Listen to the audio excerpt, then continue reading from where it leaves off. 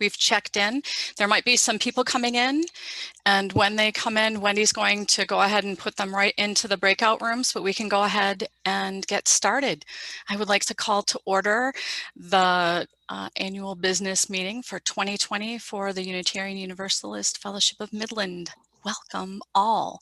Thank you for your patience already. You've had the opportunity to exert some for some of you. With the links not working, apologize for that.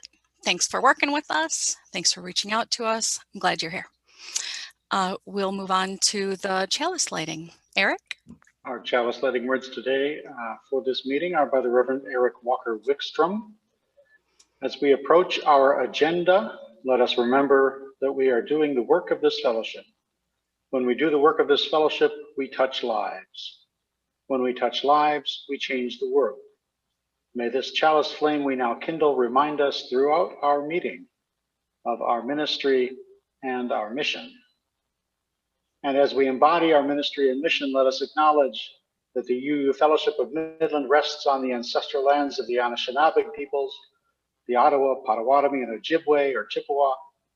In all we do, let us be mindful of our relationships with our Indigenous neighbors and of our shared responsibilities to this place. I am now going to read the Congregational Covenant, which will ground us, and it's really our Indra's net in a way.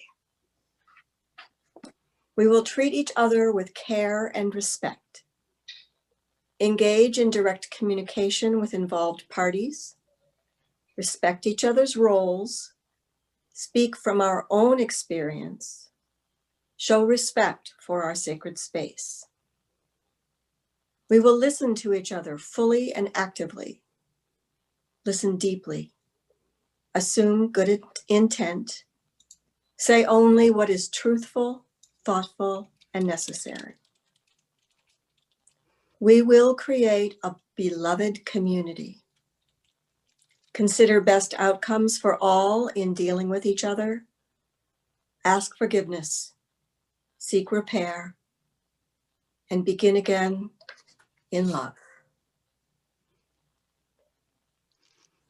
Thank you, Beth. Marcia, as the secretary, can you tell us how we're doing with quorum? We have met quorum. As of this second, there are 42 people in the meeting, and we only needed 33. Fantastic. So having met quorum, we will start with the ministry reports. Eric, would you like to offer us some words? Sure. So I will refer to the report I submitted that is in the packet, written on October 1st before the ordination. So it is a little dated. While it's been a challenging year for the fellowship, I'm again very grateful for people's dedication, generosity, love, and care for one another and our spiritual home. In the past year, we endured deaths among us, public health and economic threats of a pandemic, and the emotional toll of a historic flood that amazingly injured or killed no one. Special thanks go out to our pastoral care team for their love: Gisela, Mary, Beth, Linda, Donna, Speed, and Amy, and Judith. Thank you to our worship team for adapting to shift worship services online: Sarah, Susan, Connie, Shayna, Monica, Scott, Amy, and additional volunteers: Vicky Rothar, Shannon, Sarah Clave, Janelle, Maxine, and Chris Nakamura. I'm grateful too to our staff members who turned on a dime when the pandemic struck, adapted, and helped us get through the year. Lifespan Religious Education Director Heather, Office Assistant Wendy, Sexton Sandy, Staff Pianist Melanie, Choir Director Andrew, and Child Care Provider Jan. I'm grateful to the Finance Committee and the Board of Directors for ensuring employment of our staff during the scariest months through a federal PPP loan. This year, I also explored the shape of our governance structure and came to better understand all the groups and their interrelationships. I'm glad I learned so many names and faces too before our in-person activities were suspended by the pandemic. I said last year that we are by nature and degrees relational and resilient. It's in our nature to care for one another. We proved this past year that our faith community and chosen families will help us cope with crises and will continue to do so as needed. As I write this, I'm planning for my rescheduled and now virtual ordination and installation, a milestone that I will be thrilled to share with you. Though we face continuing months of uncertainty due to the pandemic, an ongoing reckoning with racial injustice, and national political machinations over power, I am excited and hopeful for the coming year. I believe we're going to do great things together.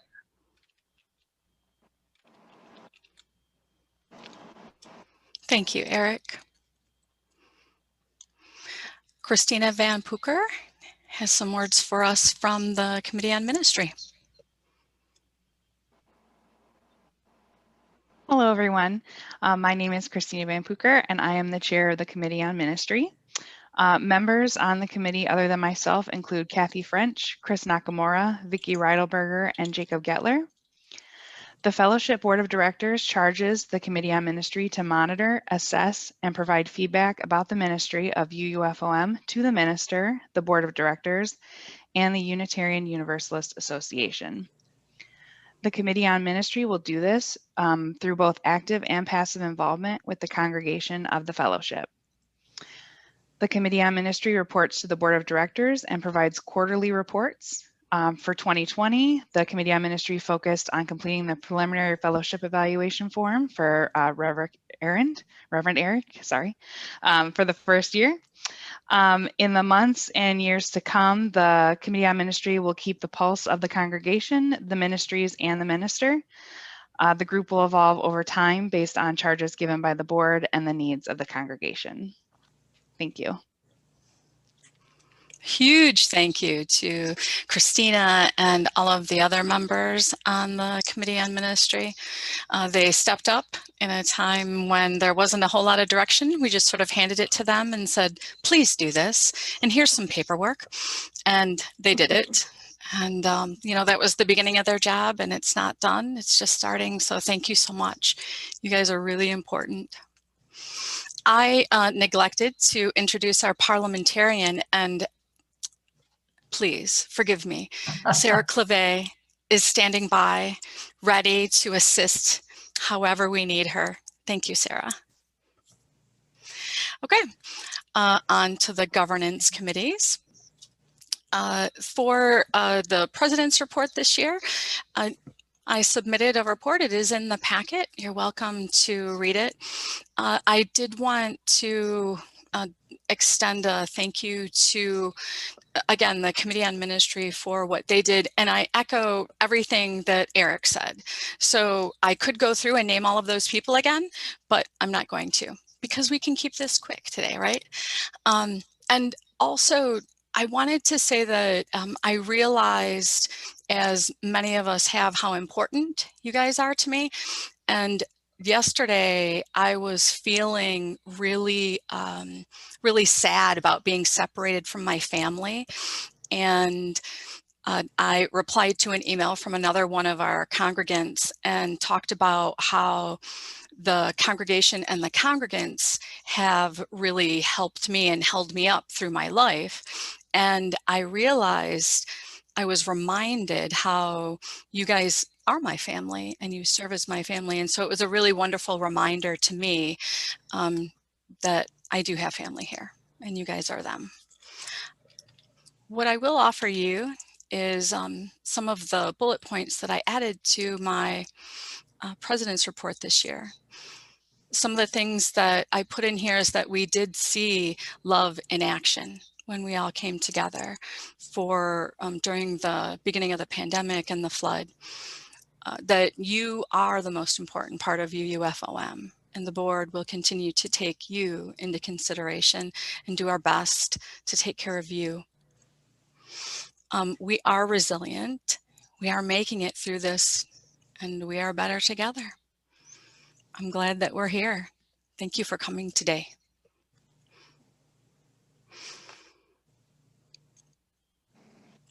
Vicki Rothar, could you please offer us some words as the treasurer. All right. Hello. The annual report is in the packet. Can you hear me? Yes, Okay. ma'am. All right. First of all, I'll give you the good news. We're projecting actually a surplus at the end of the year, thanks to everyone's generous pledges and getting their pledges in early and continuing to send in money during this crazy, crazy time. Not that we haven't had a lot of scares and worry and hand-wringing on how we were going to do this.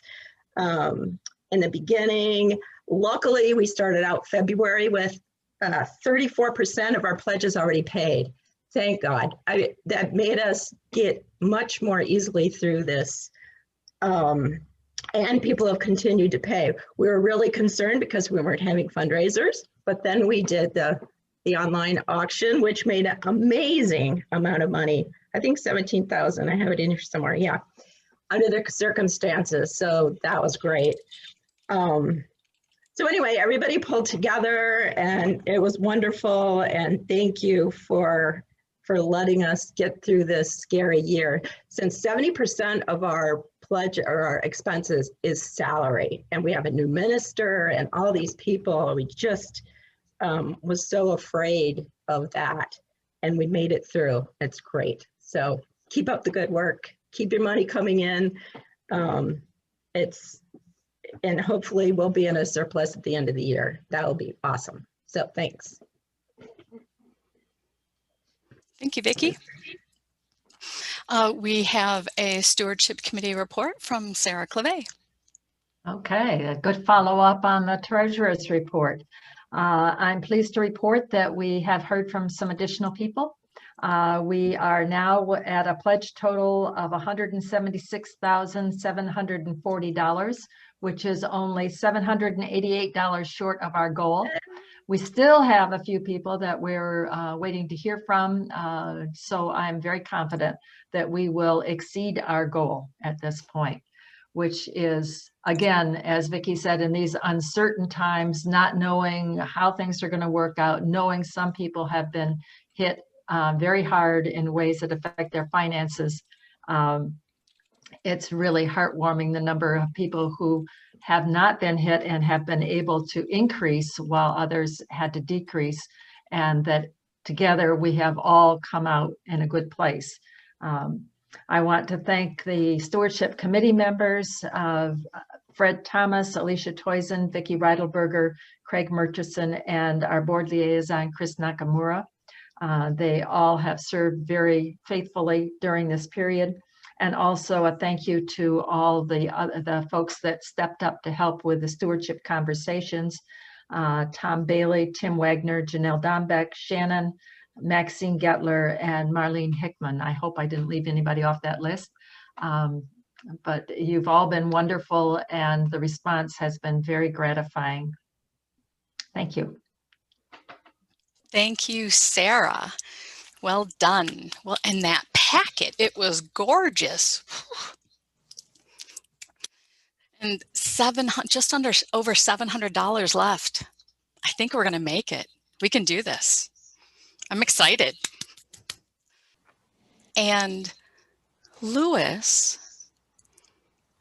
can we find Louis? Thank you so much, Louis, for everything that you did with Building and Grounds. I know you stepped in when we really, really needed someone.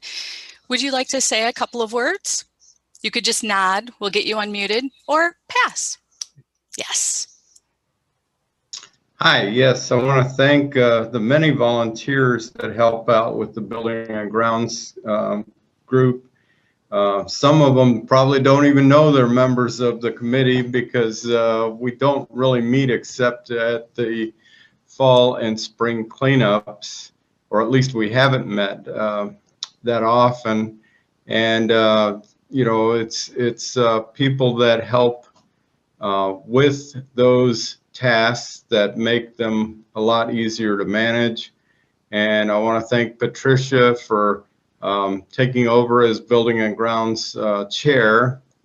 and I anticipate I'll help out in the committee as a member. But again, thanks to everybody, because many hands make small loads. Thank you. Thanks again, Louis.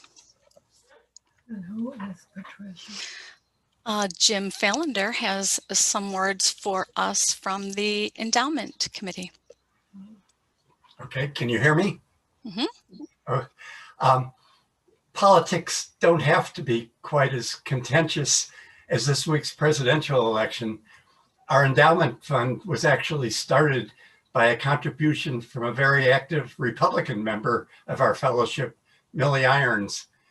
And she spent a large part of her time promoting 3 issues, both at the fellowship and surprisingly at Republican events as well. The right to choose to have a legal abortion, the need to be conscious of the implications of our energy consumption and generation, and the hope to promote bicycling in our community. When Millie left the money to us at her death, her hope was that we would put that money in the endowment fund and that would last forever, and that we would use some of the income from the capital base to carry out special projects in the fellowship that we couldn't do otherwise. Since then, the capital base has grown with lots of much appreciated additional contributions from other people, and we now have $261,000 at the start of this month. The contributions got a special boost in March when Judy Donahue organized a special lunch to promote this activity, and quite a few of you gave very generously. Over the years, the income from the capital base has contributed a total of almost $84,000 towards special fellowship projects, including not so long ago, $30,000 for the parking lot project. We always appreciate having additional money coming, but we don't want it to substitute for pledging. And the pledging covers our normal operating expenses and certainly needs to have the highest priority. If you'd like to talk to someone about making a contribution, small or large, now or at the end of your life, feel free to talk to me or any of the other members of the endowment committee.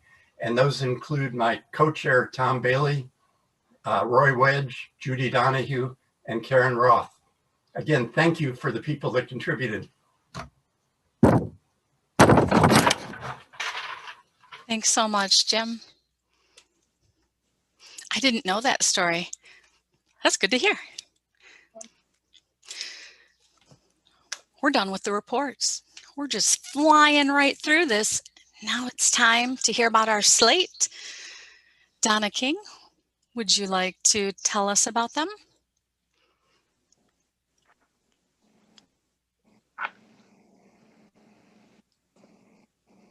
Well, I don't have much to. Can you hear me? Because I can hear you. Okay. All right. I'm Donna King, and I'm representing the nominating committee. As we are self-governing, these heroes have made a commitment to help fulfill our goals as a congregation. President-elect is Sasha King. Shannon Sonoris is secretary. Marcia McDonald is going to be member at large. Tim Wagner is treasurer. Serving 1 year for nominating committee is John Van Regenmorter. Serving 2 years as nominating committee is Doug Barth. Donating your time is a wonderful way to support our fellowship. Thank you so much to everybody who has made a commitment, and think about it next time somebody like me gives you a call. Thank you, Donna. Wendy is going to go over the voting guidelines and rules. Thank you, Shannon. Hi, everybody. So all of our voting will be done using Zoom's poll feature. If you have any questions, you can type them into the chat box while I'm speaking. and I'll answer your questions when I'm finished. Once I activate the poll, you'll receive a pop-up window on your screen. We will do a sample vote so everyone can understand how it works. Everyone will be muted during the voting process. If you have technical issues while voting, please activate the raise your hand icon in the participant section. This is important because while the polling question is up on your screen, I am unable to participate in chat. Each individual vote, the slate of officers, the 2021 proposed budget, etc., will have 4 questions that must be answered. You must answer all 4 of the questions before the submit button is activated at the bottom of your poll. You may need to scroll down to see all of your questions. Once you submit your votes, you cannot change your answers. The questions will be left up until everyone has answered. Please be patient. We will not have access to who answered and who didn't. Once each poll closes, the votes will be tallied. And this takes a little bit of time, but it won't be as long as Nevada, I promise. The results will be read by Shannon Sonoris for an official record. Let's talk about the questions you're going to see for each vote. The questions are the same for every vote. You will need to answer all 4 questions. Question number 1 is used for the first voting member on your Zoom account right now. You may only have yourself on your connection today. That's okay. We just want to make sure all voices are heard. Question number 2 will be answered by the second voting member on your Zoom account that is with you today. If you do not have a second voting member on your connection today, please choose not applicable. Question number 3 is for the first voting member's proxy. You may not have a proxy. If you do not, please choose not applicable. Question number 4 is for the second member proxy on your Zoom account that you brought with you today. You may not have a second person nor a proxy. That's okay. Please choose not applicable. Your other choices for voting are yes, no, or abstain. You may only choose one answer per question. So that's all I have. I am going to check the chat now to see if anyone has any questions. Thank you for your time and your patience as we navigate new territory together. Thanks, Wendy. And I don't see any questions in the chat, so take it away, Shannon. Okay, so the first item to talk about is the slate. So the slate, as Donna presented it. Can we see the slide for the slate again, please? Okay. For President-elect, we have Sasha King. For Treasurer, we have Tim Wagner. Secretary for a 1-year term is me. Board Member at Large, Marcia McDonald. Nominating Committee for a 1-year term is John Van Regenmorter. Nominating Committee for a 2-year term is Doug Barth. I would entertain a motion to accept the slate as presented. I so move. Beth moves to accept the slate as listed. I'll second it. Marcia McDonald seconds it. Let's vote. So we're voting on accepting this slate and voting all of the people on the slate as they are listed.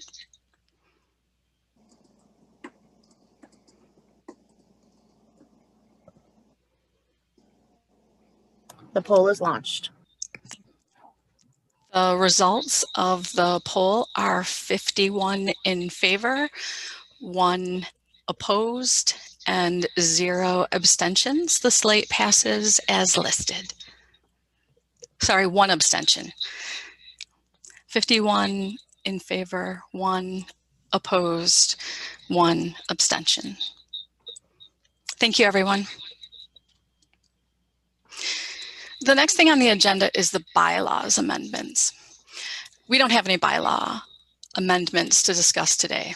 We're not going to cover those today, but I wanted to let you know that there are some that we do need to address. One of them is the members affirmed. A couple of years ago, we went through a bylaw change in which there was a status of members and members affirmed.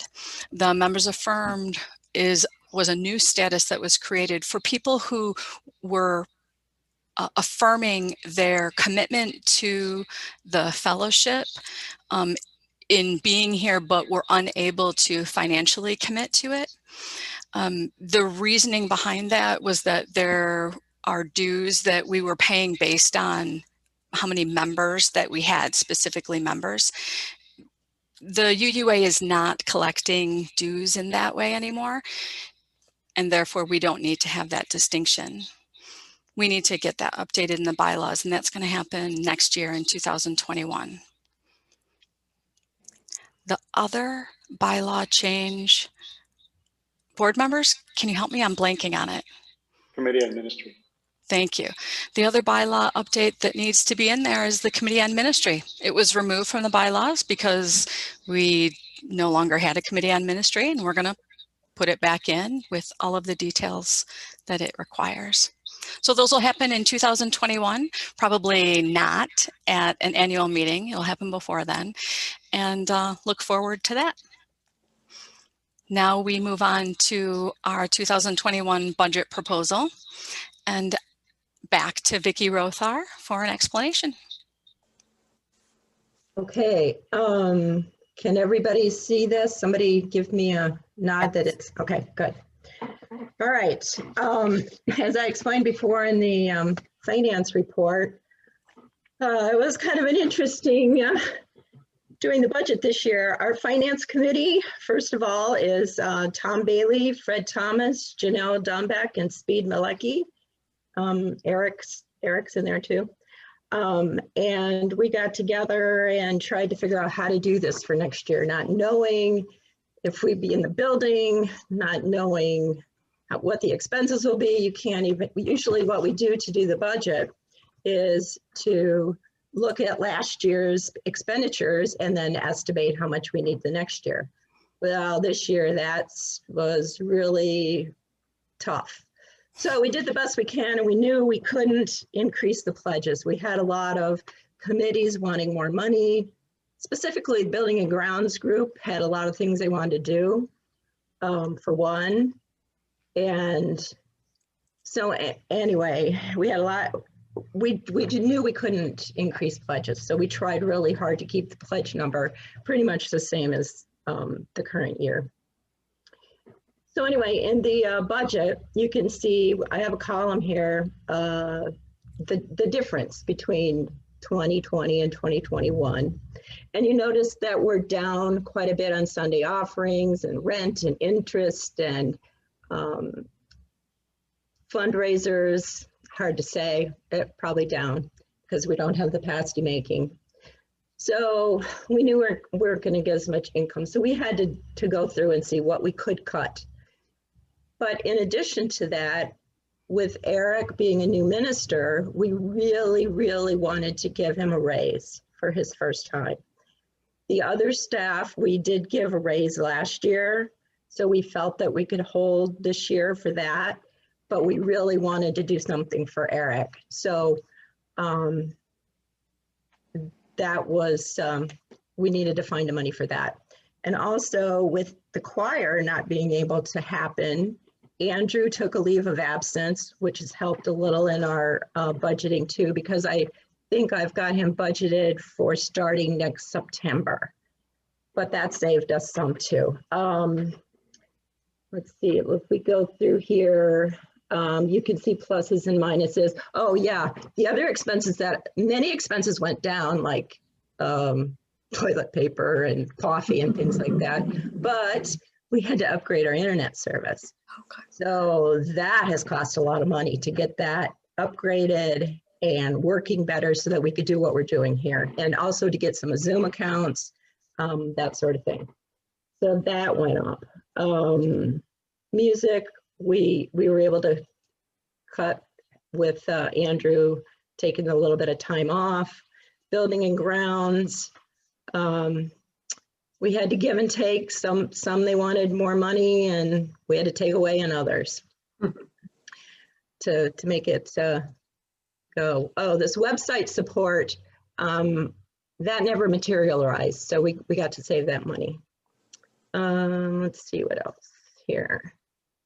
You can see we gave the minister a 5% increase. Thank you very much, Eric. We'd like to make sure we appreciate him with a little bit of money there. Nothing changed in clerical. Nursery, we're saving money because there's no nursery. DRE, we're saving a little bit of money because with Heather maybe leaving and we'll get a less experienced person, we're hoping, or we can adjust the salary. So that's pretty much it. Like I said, we always, to balance it, we have to give and take. If we want money more in one place, we have to take it from someplace else. But we were able to do it, keep down the pledges. So I think that was really great that we were able to finagle it enough to give Eric the raise and to keep enough money in there to do the basic expenses that we're going to need. So that's it. Thanks, Vicki. Does anyone have any questions for Vicki? Please raise your hand, thumbs up, put it in the chat. Dot has a question. Yes. The loan that we got, how much was it and do we have to repay it? $26,000 and 900 or 26,900, I believe. We have filed for forgiveness.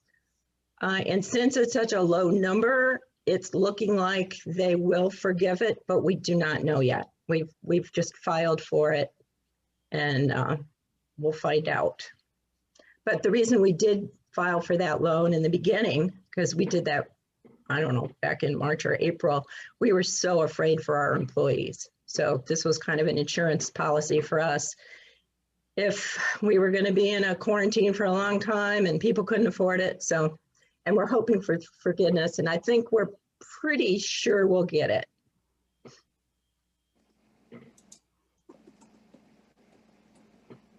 Any other questions for the treasurer about the budget?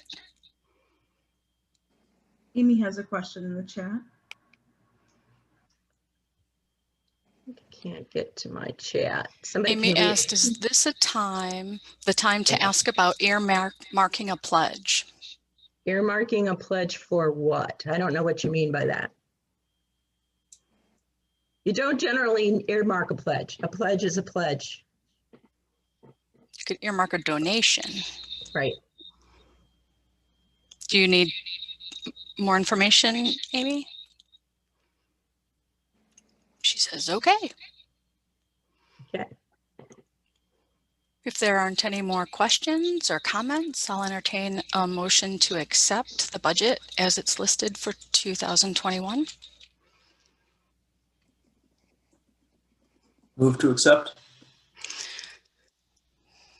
Chris Nakamura moves to accept the 2021 budget as it is listed. Is there a second? I second. I heard Beth Sperry. Let's vote.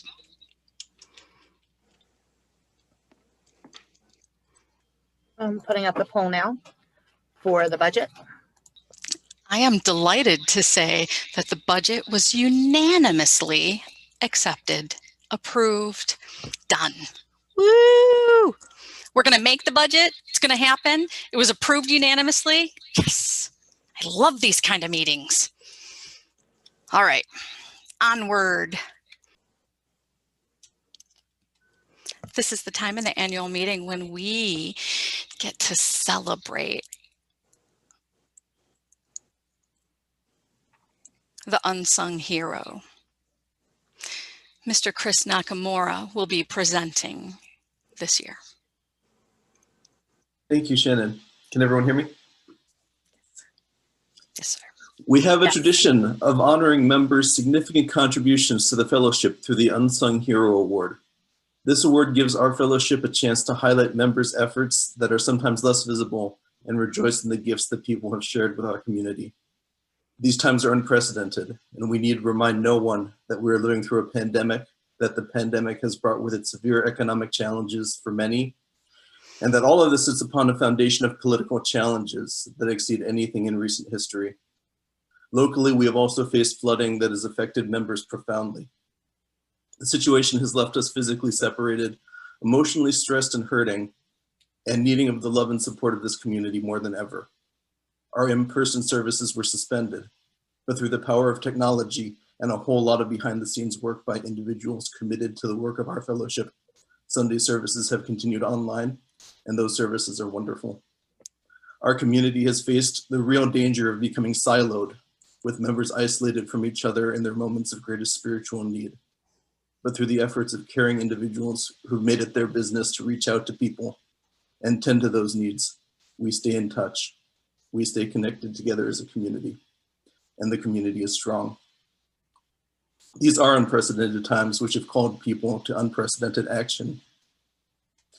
In our greater society, we know well the role of awards in highlighting the contributions of the individual. That's an important role that awards play, and we appreciate that importance.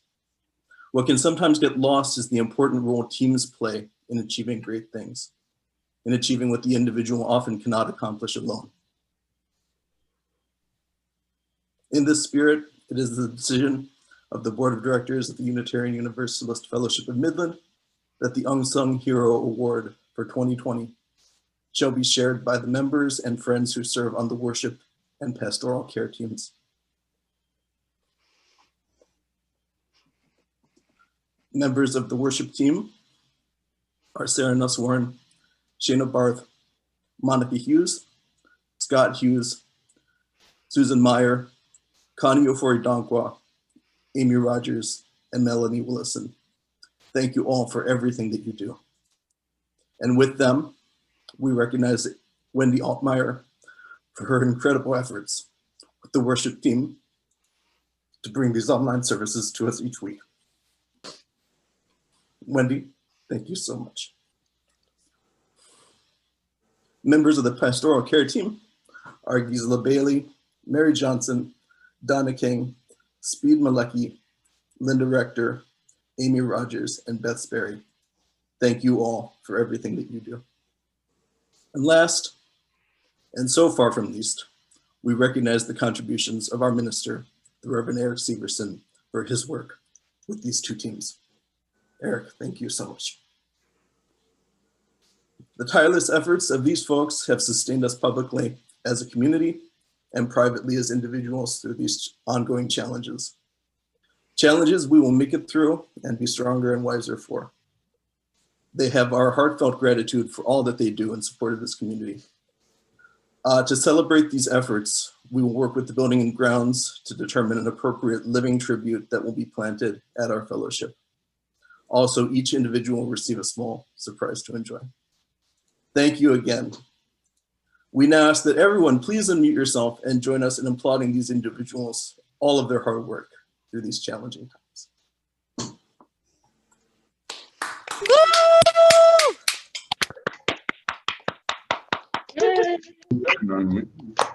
Wendy, you are amazing.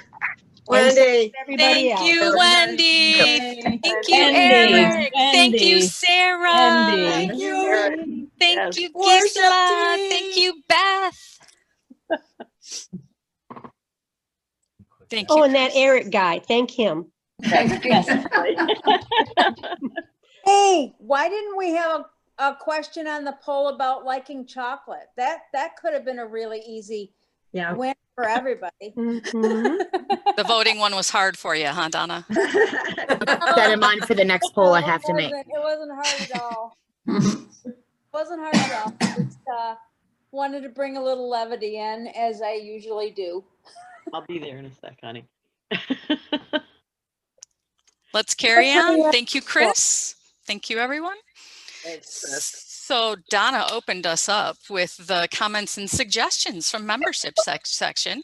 Thank you, Donna. I heard Wendy might be taking your suggestion.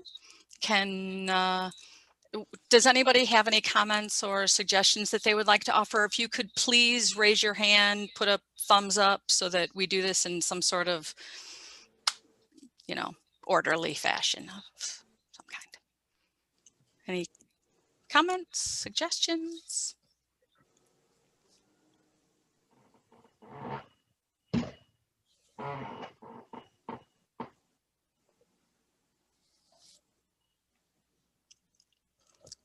Okay.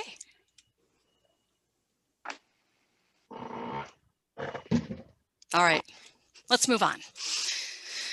Closing. I want to say that unsung hero this year was tough because, man, there's a lot of them. There's a lot of unsung heroes. Thank you, everybody, for your nominations. I can say that a lot of the people who were nominated were on those teams. And so many of you are unsung heroes. Went out and helped people, went out and helped people break down their drywall and put it back up. Just so much work has been done, whether you were holding somebody's hand or giving them a ride. I'm really proud. I'm always grateful, but I'm really proud. I feel hopeful. I really appreciate what we're doing here.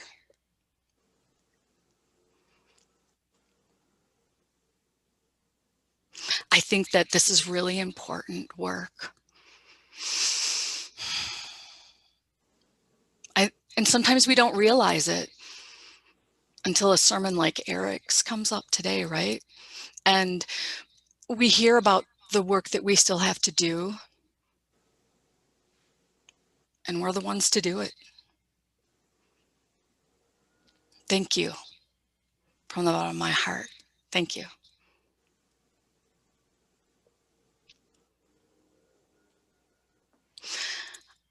I will entertain a motion to dismiss or to adjourn. That's the one. Connie. I make a motion to adjourn.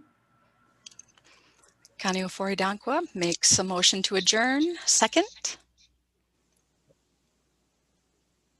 Sarah Nuss Warren, right in that chat. I saw that. Seconds it. All in favor?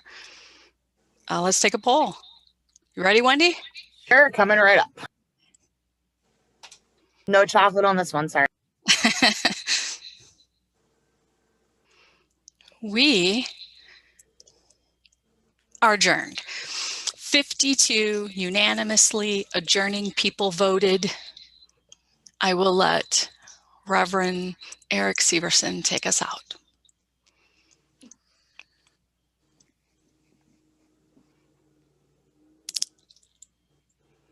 It's all you. Thank you, everyone. I have no closing words today except thank you all for coming. We appreciate your forbearance and your patience. Let's have a great year ahead.